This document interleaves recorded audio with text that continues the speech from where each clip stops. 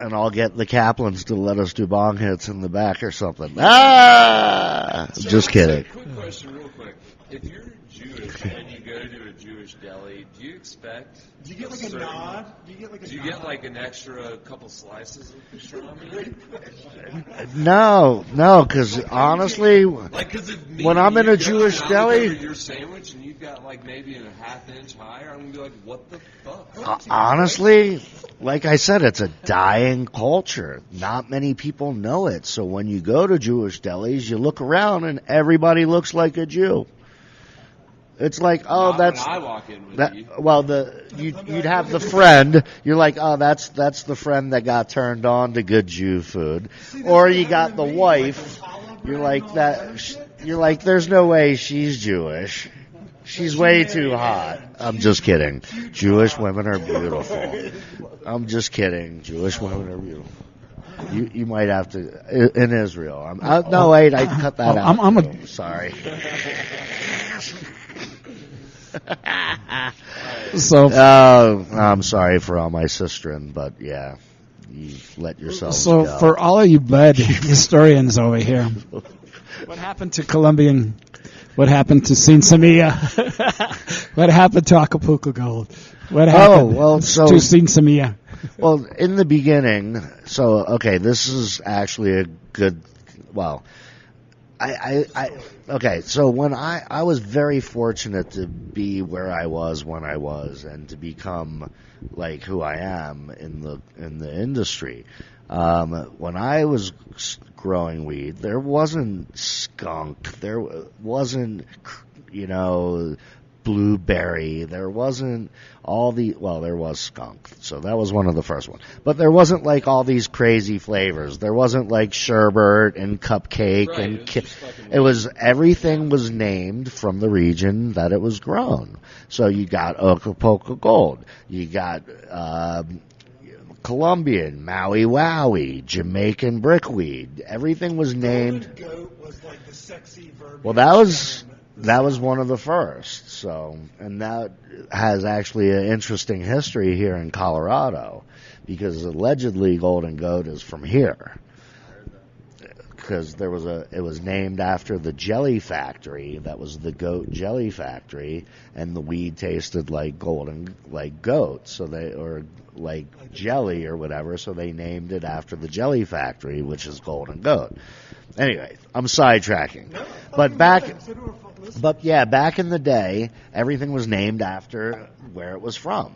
And also, sativa and indica is also not correctly conveyed at the dispensaries. A sativa is a low-lying tropical plant that grows super bushy and has a long flower cycle. Indicas are high-lying mountainous plants that have a short flowering cycle. It's not because one gets you high or focused, or one gets you, couch locked. It's it's just where it was from. So in general, the cannabinoid profile will be of that because of where it's grown. But there are sativas that'll knock you right the fuck on the couch, and there's indicas that'll make you run around in circles. No, I agree wholeheartedly, and I feel like more people have started shifting to the paradigm of terp profiles, which obviously is a little bit more. Find your hybrid. Yeah. Find that works for you. There's companies that are doing the studies on these, and shout out to our friends over at MedFarm. Yeah, it's I had people in Seattle that had a beautiful plan that were bringing in patients and giving them 3 strains and telling them to come back and tell them which one was the best for their ailment. And then they compiled all this data, and this was over 10 years, when Seattle went legal, before all the chaos in Seattle, when all the medical went nuts and they were getting pushed out and the commercial retail came in. And if you weren't retail at a certain point in time, you got booted. It was really ugly what happened in Seattle and Washington in general. So, and I guess we've seen this, and I had this conversation with some folks at MJ BizCon. Do you feel like we're creating an oversaturation in these, I guess, early states? Like you're hearing about, Oklahoma has a lot of weed where, like they're only doing this one, they're pushing it. But at the same time, like Nevada and Oregon, like, are we seeing an oversaturation maybe either in production or in like this boom, and then 40% are going to fail? Do we expect that as we continue to roll out across the country? That's actually kind of a sensitive subject because I'm seeing all my brothers and stuff up in Northern Cal, and you hear about all these stories. So you hear about this guy that committed suicide because he couldn't get everything was so saturated. He couldn't sell anything anymore to support his family, so he found it a better route to commit suicide and let his family collect on the debt, life insurance. And, that's some really sad shit. California is a fuck state, period. I'm sorry to say it. It is. Everybody knows it. Oregon, Oregon's fucked. All these states are just like, yeah, I'll do another sip of that too. I feel really bad because they did. They saw, all the politicians saw a big money grab, and let's just give out as many licenses as possible, or let them grow as much as possible. Oh, I thought we were tapping. Let them grow as much as possible, and that's what Oklahoma's going to find. I have a feeling Oklahoma's going to have a big problem. I mean, because like Colorado's done the measure twice, cut once method. Like we haven't jumped into anything from whether it be Colorado's been very smart. But that's the reason we're still kind of looked at as the model, despite the fact that California obviously beat everybody to the market. Nobody's looking at them for this is how you should properly roll out a situation. We have as many dispensaries as California does. We have 648. They have like 690. It's not that crazy, and they can't even keep theirs alive. Well, that's because the black market in California is never going to die. Well, is it because that, like, are we seeing the problem here with Colorado with this mass-produced, like we talk about cookies, it's A+ marketing, C- weed. Well, you don't even see the weed till you get home, and now they own a shop. They're like McDonald's. No, well, that's the problem with companies that aren't started by growers. I'm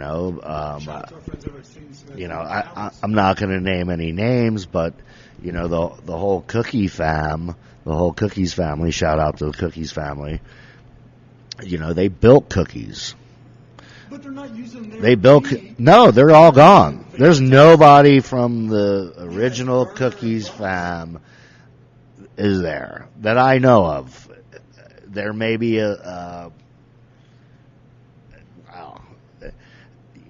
there may be like a trained like one or two people left. Somebody left, but no, I mean it was like clean kitchen out after they go. No, they all left. All the original Mendo family that created the cookies strain all left.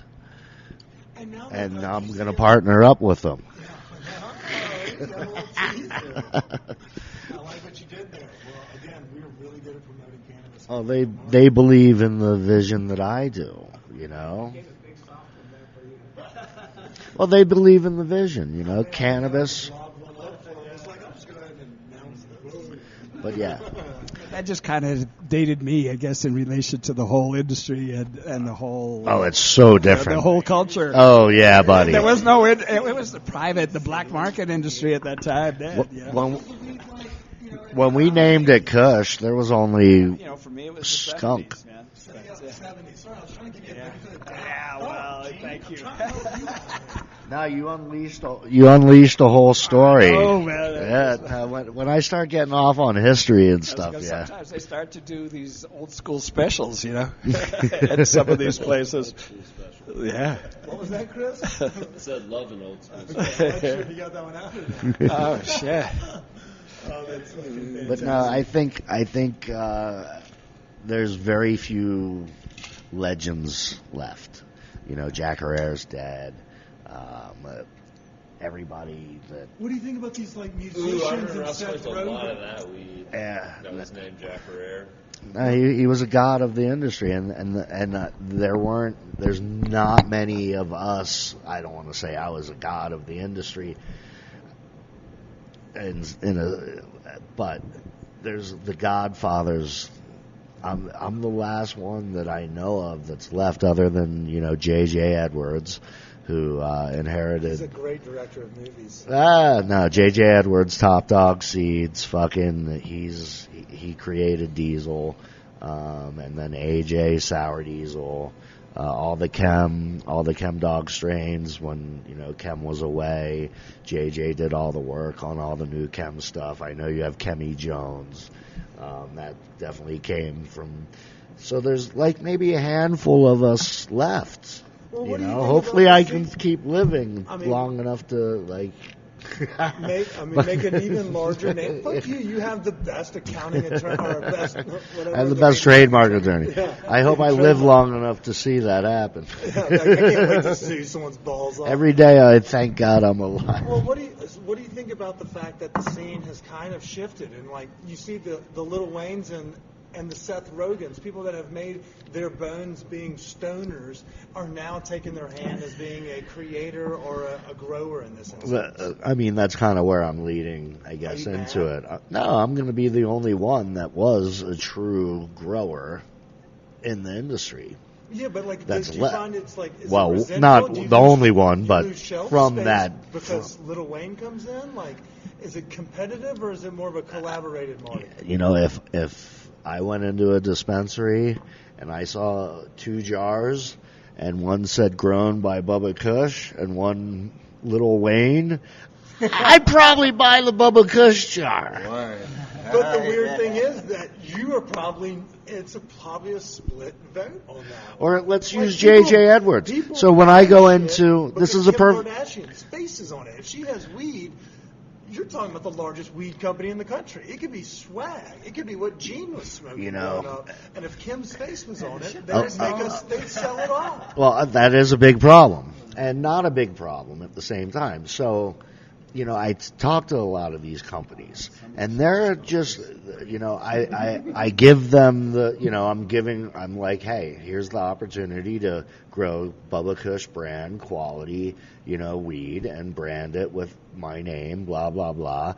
And they're, a lot of these companies are like, we're just happy selling shit fucking weed. We're making a ton of money. We're making a ton of money, and we don't care what the quality is. I'm not going to name all the companies I talk to, but I talk to every fucking body, and only the ones that care are the ones that I want to build my brand with. Can I add that I called Bubba Kush like 4 hours ago? I was like, hey, dude. You want to fucking take a cruise and fucking talk some shit? and on the strip, because we just pick up where we left off. That's it. Always, brother. Yeah, we have had some fun. No what do you think about this? Abasolo whiskey of Mexico. I turned myself onto this tonight and then shared it with all of you, and this has been that is amazing. Really good. Oh, jeez. Oh, yeah. And I've got a couple more whiskeys of Mexico. I've got some great mezcals. That's beautiful. Some artisanal I would mezcals. buy a bottle of that. I'm going to have to see if I got another bottle of this out back, because this thing has been sitting here. But I'm going to have to market really this to my customers. Absolutely. When I get behind the bar, I'm going to say, you got to have some of this. Sipping whiskey is what I like to call it. Yeah. But it's also, the whiskey is paired perfectly with the conversation. Yeah. Hey. Did just goofing off with y'all today. When I told y'all it'd be 30, 45 minutes, we've now gone damn near 90. I've never had one go shorter. I think that happened last time I hung out with y'all too. Yeah. It's a Thanksgiving special, and a lot of people are traveling, so I think they're going to enjoy these last couple questions before we let y'all go. Joel, you may know some of these questions, but appetite's changing. It's Thanksgiving week, so get creative. We're talking these same questions we ask all of our guests at the end of the episode. And these questions are sponsored by our friends over at Seton Smith. Y'all remember when I talked about